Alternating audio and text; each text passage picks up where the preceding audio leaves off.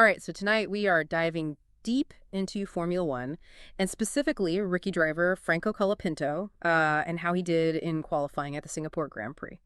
We've got a ton of data and interviews to unpack from this race weekend. And you can't forget about where all this happened, right? The Marina Bay Street Circuit. This Yeah. track is notoriously difficult with the tight turns and unforgiving walls and Oh, and did I mention the humidity? yeah, it's like a sauna with a steering wheel. Yeah. But before we get into the nitty-gritty of Colapinto's performance, can you give us a quick overview of the qualifying results? Sure. So first off, Lando Norris really surprised everyone by taking pole position, putting some pressure on Verstappen in the process since he'll be right next to him on the front row. Especially since Verstappen, struggled a bit on Friday. Oh, wow. So a bit of a shakeup then. Yeah, definitely. And we can't forget about Mercedes. They looked really strong with Hamilton and Russell locking out the second row. Could be a sign of a resurgence for the team, potentially. Interesting. Okay, and what about Colapinto? I mean, for a rookie driver, he barely missed out on Q3. Barely is right. He missed it by 7/1000ths of a second. 7/1000ths of a second. That's practically nothing, especially on a track like this. Oh, absolutely. And to make it even more impressive, he did it with one less set of new soft tires compared to his teammate. Okay, so let's talk about those tires for a second. For those who might not be as familiar with Formula One, can you break down why having a fresh set of soft tires is so crucial in qualifying? It's sure. Basically, you can think of the soft tires as your high performance option. They give you incredible grip, but they also degrade a lot faster than the other compounds like the medium or the hard tires. And in qualifying, where every fraction of a second matters, having a fresh set of softs can make the difference between going through to the next round or starting further back on the grid. So for Colapinto to be that close to Q3 with that tire disadvantage is even more incredible. You got it. And it gets even more interesting when you bring his teammate into the mix, Alex Albon.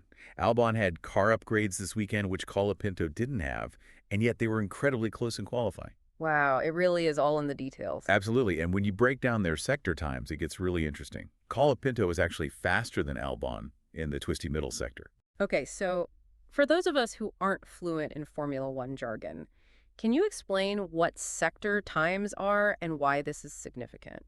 Yeah, so basically each lap in Formula One is divided into three sectors. And the middle sector at Marina Bay, it's known to be incredibly tight and technical, requires a lot of precision and bravery from the drivers. So the fact that Colapinto was quicker in this sector, even with a less developed car, really says a lot about his talent and how quickly he adapts. He's really pushing that car to its limits. He is.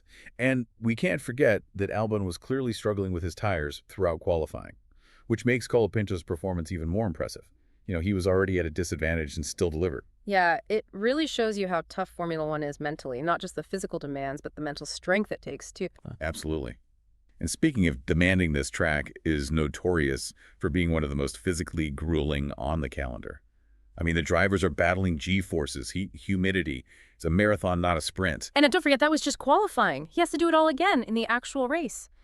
Speaking of the race, how do you think this qualifying performance sets Colapinto up for Sunday? I mean, starting P12, it's going to be tough to break into the points, right? Well, that's where it gets really interesting. Remember how we talked about those tiny margins? Well, they could be a major factor in the race, too, especially when you consider Colapinto's tire strategy. Okay, so break that down for us. How's his tire situation compared to the rest of the grid? So going into Sunday, Colapinto has one more set of fresh medium tires than most other drivers. And just remind us again why that's so crucial. So remember we talked about the different tire compounds. The medium tires, they're kind of in between the soft and hard tires. Not as much grip as the softs, but they last longer, and that's where strategy comes in. If there's a late safety car, which, let's be honest, isn't uncommon in Singapore with those walls so close. Yeah, always a possibility. Exactly. Colapinto could have a fresh set of mediums to put on while others are stuck with older tires that aren't as grippy. Could be a huge advantage for him in the last part of the race. So he's got a potential ace up his sleeve. Do we know if Colapinto's aware of this possible advantage? Well, he did make an interesting comment after qualifying. He said, and I quote, "Hopefully there's a late safety car." Interesting. So is he just hoping for a bit of luck, or does he and the Williams team have something planned? Guess we'll have to wait and see. Definitely adds another layer of anticipation to the race for sure. We were talking earlier about the physical and mental challenges of this track, and actually we have a clip from Colapinto's post-qualifying interview where he talks about that. Let's hear it. Audio clip plays a direct quote from the transcript in Spanish with subtitles or voiceover translation. Definitely going to be hard. We know it's going to be tough. And it's going to be difficult. It's a long race. You can hear the fatigue in his voice, but you can also hear how determined he is. He knows it's going to be a long, tough race, but he's ready to fight for every position. Mm. Yeah, you really get a sense of what these drivers go through. So much pressure. It really is a test of their skill and endurance.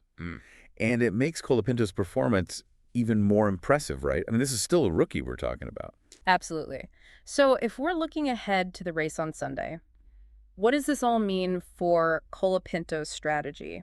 He needs a clean start, first and foremost. Oh, for sure. Yeah. Yeah, any kind of contact on that first lap could be disastrous. Especially since his starts haven't always been the smoothest this season. Exactly.